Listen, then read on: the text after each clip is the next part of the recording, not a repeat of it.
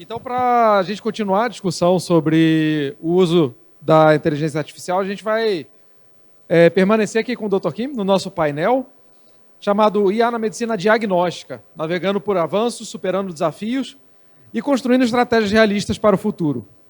E para acompanhar aqui o Dr. Woo-Jin Kim no nosso painel, eu vou chamar aqui o diretor médico da Bunker Hill, expoente de inteligência artificial na radiologia no Brasil há muito tempo, o Dr. Felipe Kitamura. E para conduzir o painel, o líder de marketing de negócios para Radiology Informatics na Philips, Dário Arpeli. Dr. Felipe, obrigado. Dário, the stage is yours. Have a good panel. O palco é seu.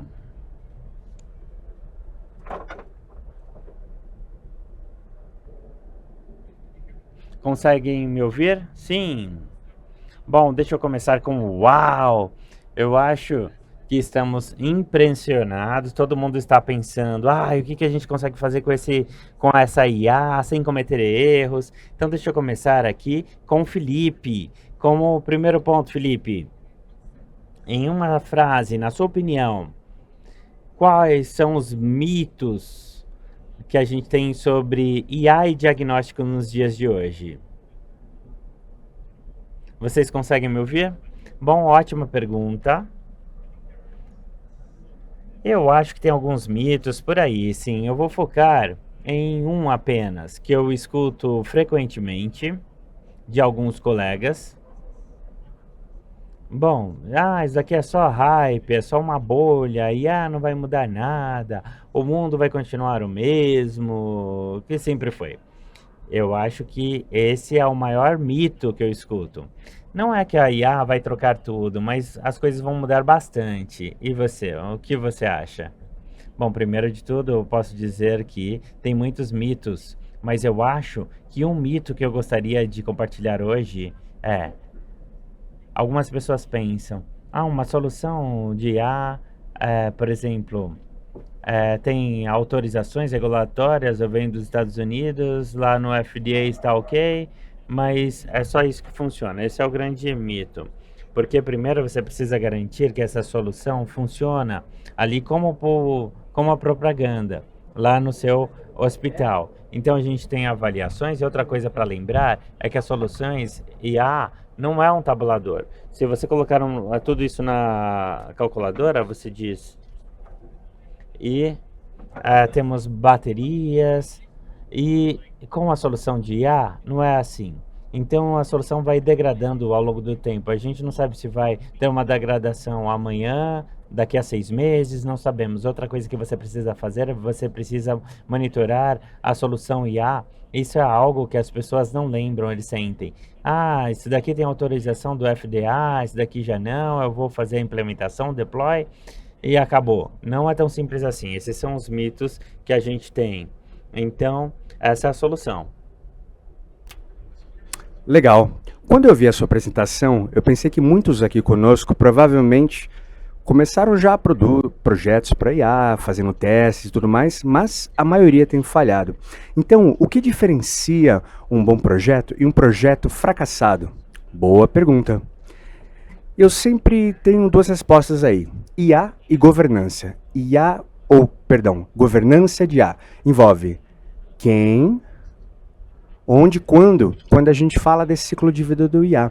Quando eu falo ciclo de vida do IA, não é que eu vou criar um novo modelo de IA, né? Se você dá um Google sobre o ciclo de vida do IA, geralmente é isso que você vai encontrar. Mas o ciclo de vida ao qual eu me refiro é quando você compra uma solução de IA, você adquire e aí você implementa. Nesse processo, eu não vou descrever todos os passos aqui, mas os principais passos a se pensar é assim. Primeiro, quais são os casos de uso para os quais você vai usar? Aí você precisa avaliar de maneira local. E aí você tem que adquirir essa solução. E aí uma vez que você adquire a solução, você integra no seu sistema, implementa e, como eu comentei, você precisa continuar com o monitoramento. Esse processo inteiro aí do ciclo de vida do IA, quando a gente pensa a respeito, eu acabei de descrever o quê? Todos que estão envolvidos são diferentes, ou seja, o quem é diferente. Pode ser envolvido os médicos, mas quem vai, na verdade, fazer a implementação talvez seja o pessoal de TI. Ou quem vai fazer o monitoramento contínuo, tendo certeza que funciona, talvez seja o pessoal do escritório BML. Então, você percebe que há diferentes usuários, diferentes personas. Governança de IA, então, exige que a gente tenha certeza que os stakeholders-chave estejam envolvidos. Se você não segue esse ciclo de vida, dá problema. Número 1. E também quando você não envolve as pessoas certas. De repente alguém de TI fala, mas eu não sabia que era isso que você queria, eu não sabia que isso era necessário, é que eu estou muito ocupado aqui, não dá para implementar. E aí essa pessoa acaba sendo o problema e aí não acontece. Então, existe muito também o como nessas coisas. Se você não tiver governança de IA nas suas instituições locais, é a primeira coisa a fazer. Antes de falar, eu vou comprar essa solução, eu vou comprar aquela. Minha recomendação, portanto, é, se houve fracasso, em especial, ou se você está prestes a começar, certifique-se de tenha a governança de IA correta, implementada, que isso vai te ajudar ao longo do processo. Legal, legal. Felipe, um pouquinho mais de detalhes com relação à América Latina. Na sua opinião, quais são os desafios que você vê, em especial aqui na América Latina? Esse é um ponto bem importante também. Tendo trabalhado em sistemas de saúde no Brasil e agora tendo mais contato nos Estados Unidos com o sistema de saúde de lá, na verdade, eu fiquei bem surpreso com quantas coisas nós temos em comum no que se refere às mesmas barreiras, as mesmas dificuldades. Agora, uma coisa em particular na América Latina é a falta de uma infraestrutura de TI básica. Talvez isso esteja relacionado ao orçamento, mas talvez haja outros fatores também. Eu acho que, pelo menos uma das coisas que eu identifiquei, que mais me chamaram a atenção quando a gente tenta comparar a América Latina com outros lugares do mundo. Muito legal. Isso aí me traz uma outra questão, né? Os executivos de nível C estão investindo em IA e, enfim, né, vendo como uma coisa cara. O que os faz dizer sim, esse é o investimento correto, vamos começar? Eu diria, se você é um executivo, que tal 3 perguntas, né, que eu faria? A primeira pergunta, eu diria que você tem que fazer qual que é o desfecho? Quando a gente adquirir essa solução, que tipo de resultado eu posso esperar? E até quando? Coloca uma data aí, nessas expectativas. E aí, como eu vou conseguir fazer isso? Qual vai ser o impacto em relação ao TCO, né? Ao custo total de evolução, sigla do inglês. E aí, não sei se vocês conseguem... Você conhece o Dr. Paul Cheng, né? Da Universidade de Chicago. Pois é, ele é um dos meus mentores, eu sempre escuto o que ele fala. Agora eu vou falar o que ele fala, tá? Se não concordar comigo, discorde com ele. Ele sempre fala assim, executivo só quer saber de 3 coisas. O ROI, o retorno no investimento, o custo total e também, eu tenho que fazer, seja por questões do governo, leis ou o que for. Se você tem uma solução de IA, ou seja o que for que você está tentando me vender, né? Vender para o executivo. Se você não responde essas 3 perguntas, quer saber? Eles não têm interesse. Eles não compram a ideia. Então, eu diria assim, você tem que pensar que tipo de resultado você vai entregar. Essa é a primeira pergunta, né? E isso que tem que ser perguntado a essas empresas. A segunda pergunta e a terceira pergunta estão relacionados ao mito que eu compartilhei. Então, a segunda pergunta, portanto, vai ser: isso aqui vai funcionar para mim lá no meu lugar? Ou seja, nos meus scanners, nos meus protocolos, na minha população? Porque funciona nos Estados Unidos não quer dizer que vai funcionar no Brasil, certo? Então, eu quero saber como é que você me garante que a sua solução, na verdade, funciona na minha localidade. Então, essa é a segunda pergunta a ser feita. Isso significa, talvez desenvolver um piloto, ou que a gente chama de piloto sombra, algo que fica ali rodando no background. Você nem sabe que está rodando, né? Enfim, sem nenhum tipo de viés, você sabe que funciona. A terceira pergunta a ser feita mais uma vez, tem a ver com o mito, que é: como é que de maneira contínua vai haver um monitoramento para ter certeza que essa solução, de repente, não tem uma queda de performance? Como é que você vai me dizer quando acontecer, o que você vai fazer a respeito se acontecer? Então, claro, sempre vou ter várias outras perguntas que você pode fazer também. E se eu te falar 10 perguntas aqui, você não vai lembrar. Por isso que eu estou focando só nessas 3. E se você perguntar essas 3, eu acho que já é um bom começo. Felipe, e você? Eu concordo totalmente. Eu acho que essas aí são as perguntas certas a serem feitas. Né? É isso que a gente procura. É isso que eu vejo, de fato, entre executivos de diferentes instituições. É isso que eles estão procurando, seja no Brasil ou nos Estados Unidos. Eu só adicionaria mais uma coisa aí, que é o seguinte. Às vezes, por causa desse hype todo que tem no IA, às vezes também existe esse efeito assim de todo mundo está fazendo, está todo mundo usando IA, minha instituição não está usando? Ou a gente tem que usar também. Acaba sendo aquele FOMO, né? Aquele medo de ficar de fora. E também, da perspectiva de mercado, dizer que estamos à frente, nossa instituição é uma instituição de ponta, eu acho que tem esse efeito aí também. Mas eu não acho que é esse que vai mudar tudo. O que vai mudar mesmo tudo são as que foram comentadas anteriormente. Com certeza, com certeza. E tem um outro ponto também, né? Você comentou na sua palestra antes que dados é uma coisa chave, dados estruturados. Então, assim, em hospitais, geralmente a gente fala de papel, né? Eles têm quantidades enormes de papel armazenado todo ano. Mas, assim, 97% não é real. Só 3% desses dados são considerados.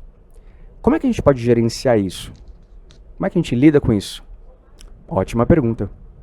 Como vocês viram da minha apresentação aqui, com os emojis e tal, vocês viram o quão importante dados são. A questão aí é, eu estive no meio acadêmico, eu estive na indústria, e o que acontece é o seguinte, quando você está prestes a implementar uma solução, aí que você sabe, nossa, o dado não está bom não. E a maioria dos clientes, consumidores, quando a gente fala em sistemas de TI, a gente não sabe o quão ruim os dados são, porque a gente não olha para eles. A gente pensa, como você está alimentando com dado, está tudo ali, está tudo organizado. Mas eu posso te dizer o seguinte, da perspectiva do fornecedor, quando a gente chega lá mesmo, a gente vê que os dados são bem ruins. Eu imagino que seja em todo lugar isso. Também temos questões aqui, porque eu imagino que tem esse problema aqui, porque nos Estados Unidos eu vejo isso em todo lugar. A questão é, você precisa conseguir ver isso. E como é que você vê isso? É conduzindo alguns experimentos ou projetos. Por exemplo, digamos que nesse uso de caso, do ciclo de vida do IA, digamos que o tempo de turnaround é essencial para você. Ou, por exemplo, o tempo de turnaround do radiologista, ou o que for. Então você identifica o caso de uso e você tenta fazer uns projetos de dado por si, para ver se o tempo gasto foi o correto, e aí você fala, não tem nenhuma solução de IA que vai me dar essa resposta, porque o meu conjunto de dados está incompleto. Por exemplo, não tem o tempo de início, ou então o tempo de fim, enfim, ou está faltando alguma coisa no meio. Aí não tem como você ter o dado que você precisa. Então, você precisa investir para ver o quão ruim os seus dados estão, arruma isso primeiro, porque imagina, você gasta 10 mil, 20 mil dólares numa solução, você não vai conseguir nada, o que você vai extrair é lixo. Então, assim, aí você vai falar, eu paguei tanto por isso, na verdade não estou conseguindo o resultado. Então, eu realmente recomendo lidar com os dados, primeiro. A outra questão que você comentou aí de 96, mais 97% do dado é estruturado e não dá para trabalhar com os dados. Por exemplo, se você olha com todos os pacientes com PSA acima de X, por assim dizer. Ok, mas imagina que todos os radiologistas com relatórios dizendo X, Y, Z. E aí fica complicado, porque esses dados não estão batendo, não é estruturado. Em 2025, tem soluções disponíveis, seja processamento de linguagem, os LLMs que eu descrevi, o que for. Então, há chance sim de lidar com esses dados não estruturados que podem ser minados, né? E também, tanto dados externos quanto dados internos, enfim, são ferramentas diferentes que você pode procurar para lidar com a questão da estruturação dos dados. Ficou bem claro. Dados são o gargalo. Felipe, agora aqui, especificamente América Latina e o Brasil, se você tivesse que escolher regulação, infraestrutura ou incentivos, o que é mais importante para o Brasil?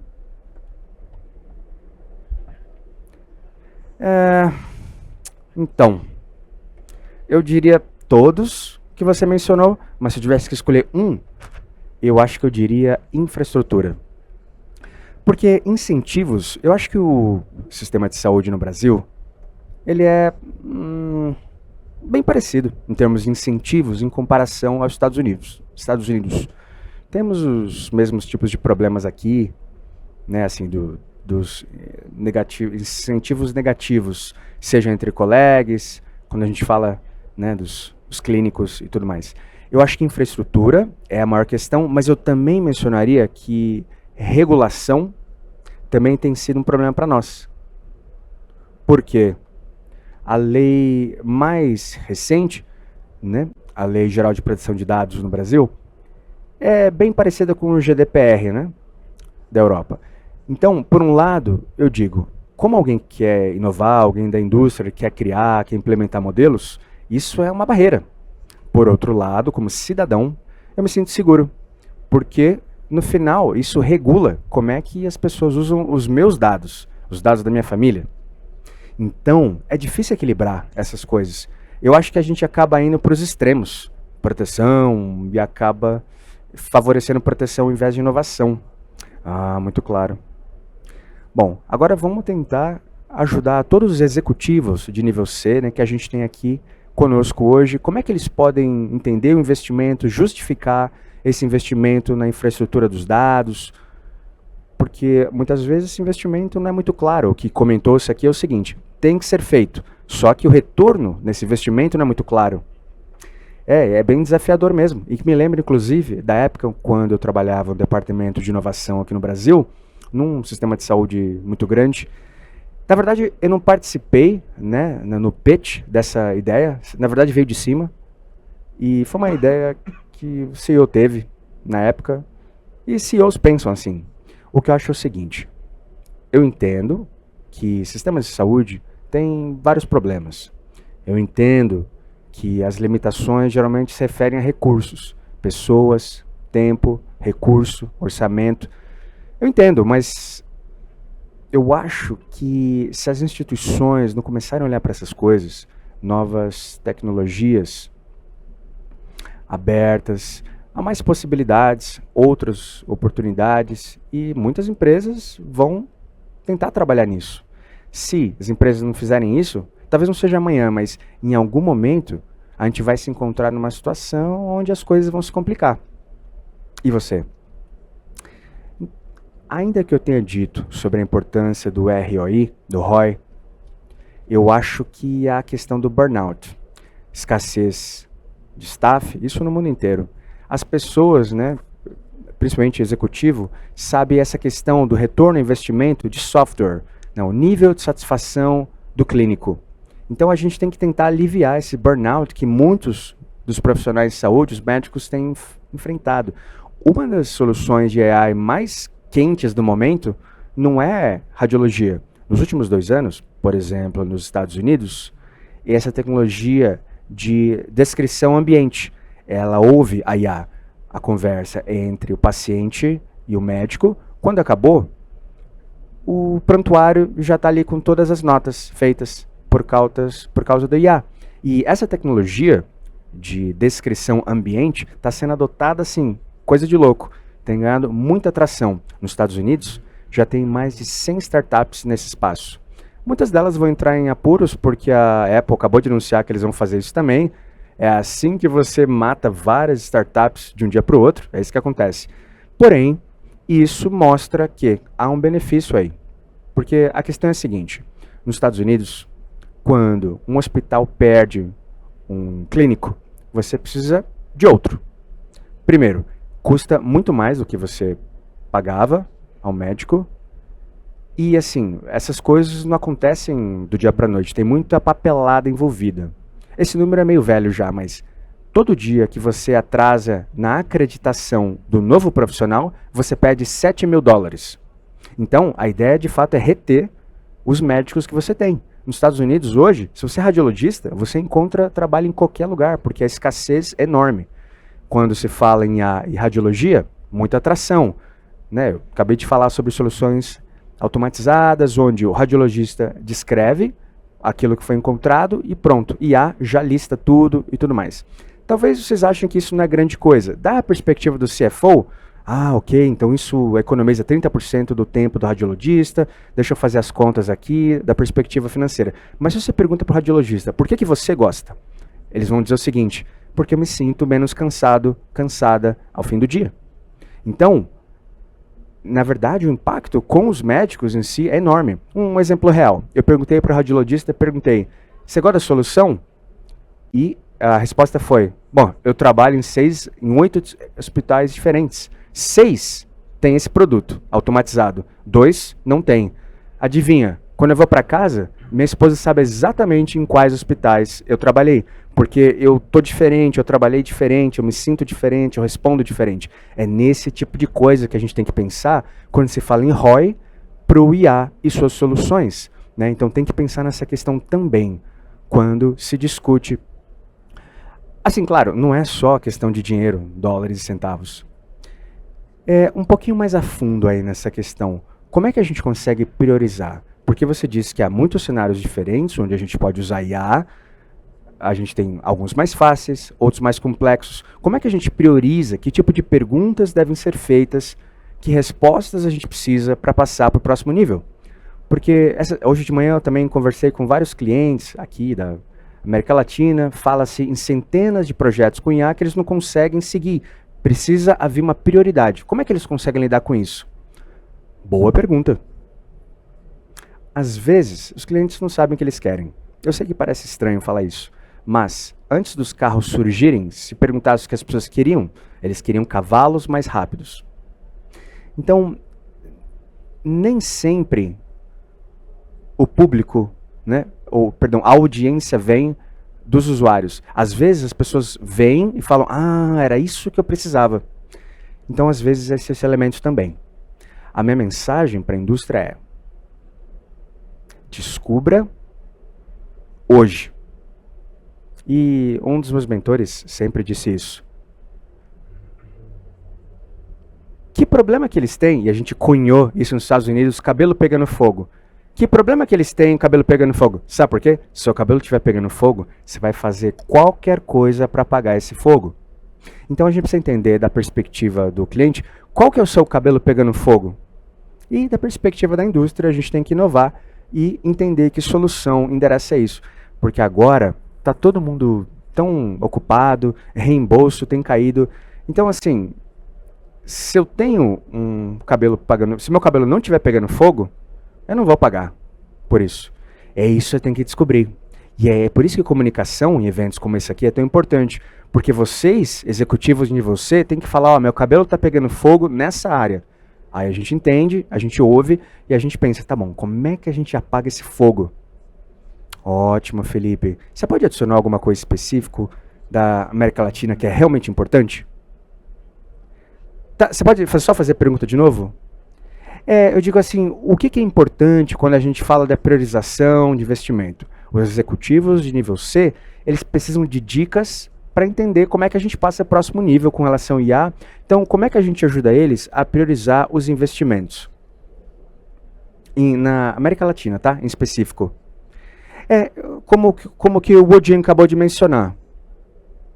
Então, não tem uma coisa específica na América Latina, uma coisa que eu poderia adicionar aqui, ou a gente pode tentar buscar uma métrica para que torne tudo isso concreto, problema concreto, vai que tá fazendo meu cabelo pegar fogo. Então, talvez essa métrica aqui de todos esses projetos, a gente vai ter o ROI mais alto. Então, vou ranquear tudo isso e perguntar quanto tempo vai demorar para que isso aconteça e utilizar essas coisas aqui que façam sentido. E também outras prioridades clínicas. Se você tem uma prioridade clínica, é claro que ela vai subir no ranking, mas não dá para resolver todos os projetos. Eu acho que, bom, mencionei 2, mas temos que priorizar. Sim, ficou claro. Então, se a gente for para o próximo nível, eu gostaria de ouvir você. Quais são as perspectivas para os próximos 2, 3 anos? Assim, na parte de diagnóstico. Então, ele falou, Dário, não pense, aprenda, não pense, aprenda. Porque agora tem tantas coisas que a gente precisa aprender primeiro e depois pensar sobre ela. Qual a sugestão você daria para o pessoal aqui para os próximos 2, 3 anos? Bom, o Dr. Paul Chen é difícil de satisfazê-lo, eu sei. Ele falou, aprenda. E foi assim que eu terminei a minha palestra, eu terminei falando em aprender. Bom, muito bom saber disso. Bom, a gente tem que aprender. Nos próximos 2, 3 anos, eu não faço previsões, porque eu não quero que vocês me digam daqui 2, 3 anos. Ah, lembra, Woodin? Você falou no Connect Day de 2025 que XYZ ia acontecer e você estava errado. Eu não quero ouvir isso de vocês. Mas o que eu faço é, eu olho para as tendências. Então, falando com o Paul Chain, ele dizia: bom, se você quiser ser inteligente na radiologia, ou cuidado com a saúde, porque está há 10, 15 anos atrás. É só olhar fora da área de saúde. Eu vejo que as pessoas estão fazendo. Aí você vai parecer um gênio. E ele cunhou esse conceito. Aqui é algo coletivo intelectual. Bom, se vocês olharem para as minhas startups, eu sempre olho para as tendências. Tem duas que eu vou compartilhar com vocês que vocês devem prestar atenção. Como eu falei com vocês, agentes IA. E eles são grandiosos fora da área da saúde e ele vai chegar à nossa área muito em breve. É uma área que vocês devem olhar bem de perto, prestar muita atenção. Ou dentro de radiologia ou fora da radiologia, tem que prestar atenção. Outra tendência, eu vou dar um exemplo aqui para vocês na radiologia, que é uma tendência forte, vocês vão começar a ver na vida real, como eu mencionei na minha palestra, é esse conceito de automatização. Isso muda o paradigma completamente. No passado, a forma que a IA funciona na radiologia era a IA olhava para a imagem e gerava ali o relatório e colocava todas as informações no relatório. Agora, no novo paradigma, ele cria a inteligência artificial, gera o relatório e a gente tem o diagnóstico no final. Então, o fluxo de trabalho de IA agêntica também está mudando as coisas. Porque a gente não gosta de mudar o nosso fluxo de trabalho. Essa é a realidade. Então, essas são as áreas que a gente deve prestar muita atenção, bem de perto. Radiologia, inteligência artificial agêntica, agentes de IA. Então, nos Estados Unidos, quando vocês chegam lá, eu sei que vocês vão ver muitas empresas, né, sobre isso. Umas falam, a gente utiliza agente IA. Agora, quando vocês forem lá, vocês já vão falar, isso daí é IA agêntica, isso daí é agente IA, isso daqui é só um fluxo de inteligência artificial. Mas essas são as tendências, tem coisas chegando em outubro, novembro, dezembro. E se você pensar em um ganho de eficiência para a América Latina nos próximos 2, 3 anos, quais são as suas sugestões? Bom, eu ainda acho que a gente não conseguiu capturar todos os valores ali de modelos que a gente pode utilizar IA na radiologia, porque a gente tem o chat GPT, entre outros, que traz ali muitos GPUs, modelos gigantes. A gente não fez a mesma coisa para a radiologia. Assim, eu falo de inovação. É claro que temos muitos modelos por aí, mas nenhum modelo foi construído ali com a mesma habilidade do ChatGPT 4, por exemplo. Eu sei que tem empresas que estão fazendo isso, a do Woodin, a minha empresa também, estão trabalhando nisso. Mas nos próximos anos a gente vai ver modelos de fundação, assim, os founding models que funcionam realmente. Então, muitas vezes não funciona, cometem erros ali embaraçosos, constrangedores, e é algo que a gente vai ver mais no futuro. Eu posso falar um pouquinho sobre isso? Na minha palestra eu compartilhei com vocês, ali criar um jogo com base na minha foto, em poucos minutos. Ontem, literalmente ontem, então eu trouxe o Sonic 4.5. Se você utilizá-lo para codificação, ele consegue fazer sozinho, ali codificando por 30 horas para realizar uma tarefa. Então se pergunte, se você tiver um agente A que você pode dar algo para ele fazer, ele vai ficar trabalhando sozinho por 30 horas para você. Muito mais do que muitos de nós conseguimos ficar acordados. O que você pediria para ele fazer? A gente não vê isso na área da saúde agora. Mas se essa tecnologia existisse, porque eu venho do mundo da radiologia apenas, e vocês nessa sala, vocês trabalham em outras áreas da saúde. Então, para que vocês usariam essa tecnologia e o que ela faria por você? Então, vamos abrir as portas e por isso que você não pode dormir aí nesse âmbito dos agentes de IA. Então, tem que começar a pensar nisso agora. Ah, sim, ótimo. Então, estou muito orgulhoso porque estamos indo na direção correta.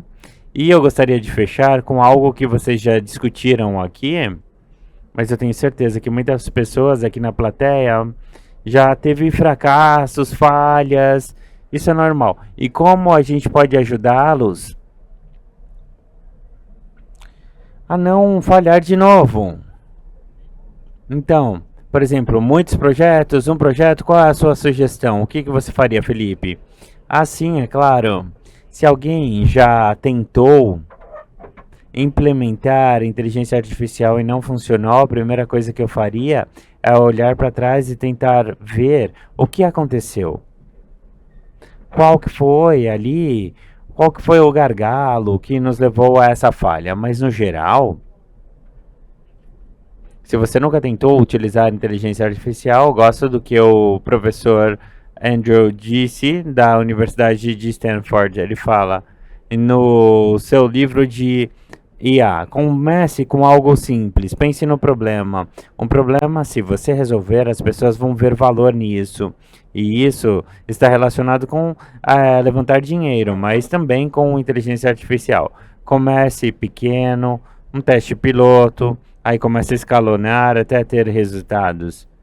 Eu acho que uma estrutura simples funciona mais na maioria das vezes, mas não é a realidade de todas as instituições de saúde no Brasil, mas é uma dica ali geral, né? Mais abrangente.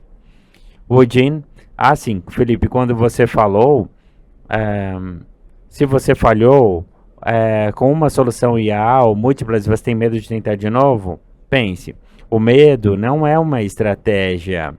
E ao participar dessa sessão, vocês que ainda estão aqui, vocês aprenderam sobre a importância da governança de IA. Então, a governança de dados. E vocês viram algumas perguntas que vocês devem se fazer, o ciclo de vida de aquisição e utilização de soluções de IA. Vocês aprenderam muito. Utilizando isso como uma base, vocês vão conseguir fazer mais perguntas, aprenderem mais. Eu posso dizer para vocês, se falharam uma vez ou 10 vezes, não tem problema. A IA não vai para lugar nenhum, vai ficar. Então, busque parceiros bons, como a Philips. Então não faça sozinho. Se você tem colegas, amigos, você vê quem foi bem sucedido. Pergunte o que você fez, como você teve sucesso nisso, descubra. E se vocês podem falar com o pessoal da Philips, eles vão fazer algumas apresentações para vocês. Eu digo, não desista, você tem que fazer isso funcionar, porque IA não vai sumir. Quando você faz isso da forma correta, tem ali um ROI significativo. É isso que eu teria para dizer. Ótimo, deixa eu resumir tudo. Bom, o que eu entendi foi, falha é aprendizagem. Então, essa é a primeira coisa que eu gostaria de destacar.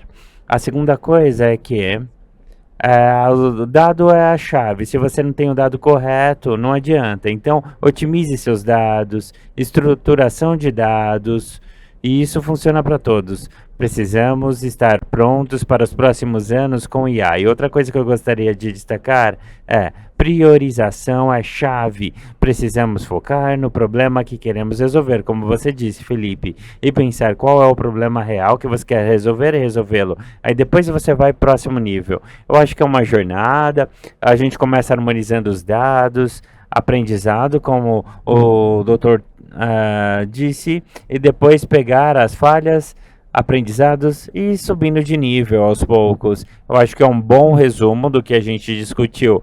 Muitíssimo obrigado pela sua participação e muito obrigado pela sua palestra. Foi um prazer moderar essa sessão. Muito, muito obrigado. Philips.